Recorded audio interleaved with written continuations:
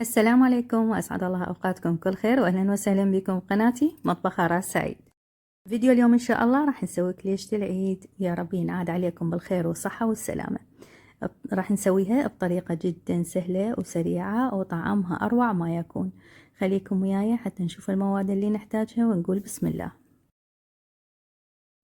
بالعجانة ضفت كيلو طحين الفاخر، راح أضيف عليه ربع كوب من السكر وملعقة طعام من الخمرة، يعني ملعقة ممسوحة، ورشة ملح، وراح أضيف ملعقة من البيكنج باودر، وأيضا ملعقة كبيرة من الهيل. وهذا البيكنج باودر راح أخليه ملعقة. إذا ما عندكم عجانة عادي استخدموا نجانة كبيرة ونعجن بها. هنا أنا ضفت كوب من الدهن جنة وكوب من الزبدة، خليتهم على النار بس يدفى، وأهم شي ما يكون حار، ما نخلي الدهن يكون حار على الطحين حتى لا يصير أسمر. وضفت بيضتين.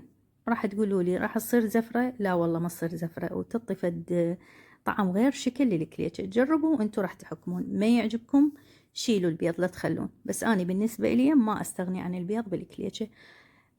أنا اليوم استخدمت العجانة مثل ما قلت لكم.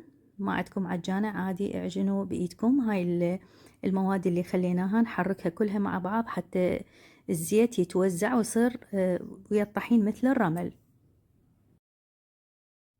طبعا الجوانب مالت الطحين هاي كلها انزلها حتى يتوزع الدهن كلش زين.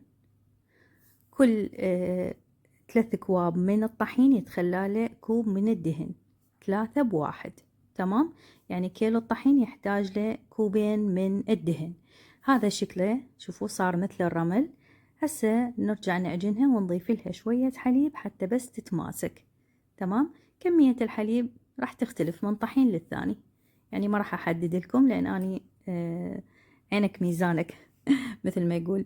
أضيف شوية شوية وإلى أن اتجمعت عندي العجينة توقفت، بعدها هي ما ضفت.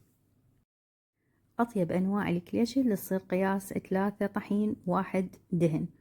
أكو يسوون يعني مثلا كيلو طحين نص كيلو دهن، هذه تصير كلش كلش دهينة، يعني حتى إذا تخلوها بالصحن تخلون جواها كلينس راح تشوفون الزيت أو الدهن ينزل من عندها.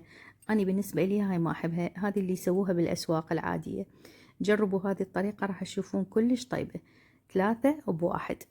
هذه العجينة مالتنا.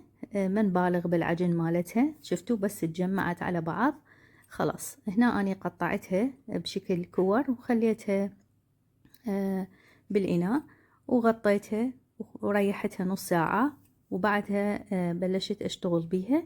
هنا قطعتها إلى كور صغيرة بهذا الشكل، وراح أغطيها بكيس حتى لا تنشف. وهسه الحشوات انتو حسب ما يعجبكم. اليوم أنا سويت جوز وحلقوم وتمر. طبعا الجوز خليت وياه سكر مطحون، وخليت وياه هيل، وإذا يعجبكم شوية حليب محلى أو ملعقتين من الشيرة حتى يتماسك السكر مع الجوز. كالمعتاد هذه النقشة المخصصة للكليتشة أم الجوز، كلش بسيطة. تفتحون العجينة وتغلقوها وتبلشون تسوون مثل الضفيرة ونخليها بصينية الشوي. أنا راح أسوي وياكم نماذج وأشوفكم بعدين إن شاء الله الشكل النهائي. هنا راح أفتح العجينة بهذا الشكل حتى نسوي أم الحلقوم. كتبونا بالتعليقات شنو النقشات اللي يسووها حتى تميزون الكليجة. بالنسبة إلي الأصابع راح تصير حلقوم، الضفيرة الجوز، التمر قصة بقلاوة، أو نسوي شوية أشكال نزين بيها الأطباق. ويبقى بعد شنو نسوي شكل راح نختار له نقشة حتى تصير مميزة عن الأخرى.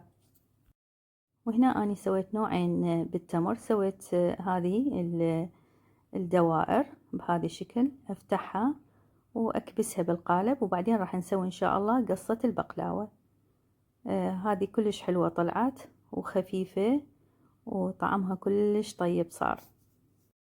إنه أنا مسوية كمية قليلة فدا أطبعها رأسا لأن راح أشوي مباشرة، بس في حال أنتو تريدون تحافظون على النقشة، الأشياء اللي تريد طبع ما نطبعها، نرتبها بصينية ونغطيها ونتركها إلى قبل الشوي. يلا نطبع ورأسا ندخل للفرن. بهالطريقة راح تحافظون على النقشة.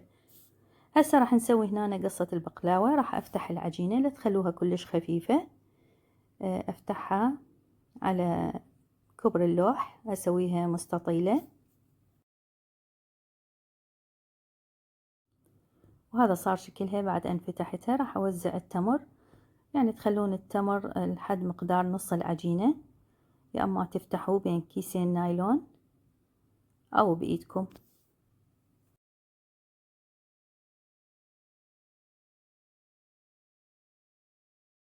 مش قد ما تقدرون خلوا طبقة التمر خفيفة، حتى من نسويها طبقات ما تصير كلش حلوة. هسه على هذا الشكل رتبتها. هنا أنا أبلش أطوي العجين على التمر بهذا الشكل. طبعا راح تصير عندكم اسطوانة سميكة. احنا ايش راح نسوي؟ راح نظل ندحرج بيها إلى أن نوصل للسمك اللي احنا نريده. هذه العملية تمددون التمر والعجين، وراح يلتصق التمر بالعجين بشكل مرتب. بعد أن خلصت حافة العجينة نخليها من جوا ونضغط عليها، وراح أقطعها بهذا الشكل بالسكين أو بالقطاعة حسب ما يعجبكم. هذه هي قصة البقلاوة، كلش سهلة وسريعة. طبعا تنجز عندكم، يعني تنزل عندكم كميات، تختصرون وقت. فاحنا من كل نموذج نسوي لنا شوية حتى تصير كليشتنا مشكلة بشكل حلو.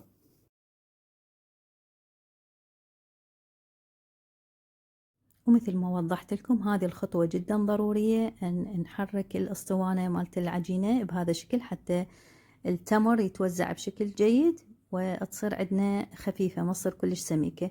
شوفوا هذه الحافة مالت العجينة نطويها لي جوا ونضغط عليها حتى نساويها. وهسه نبلش نقطع. وهذه صارت عندنا قصة البقلاوة جاهزة.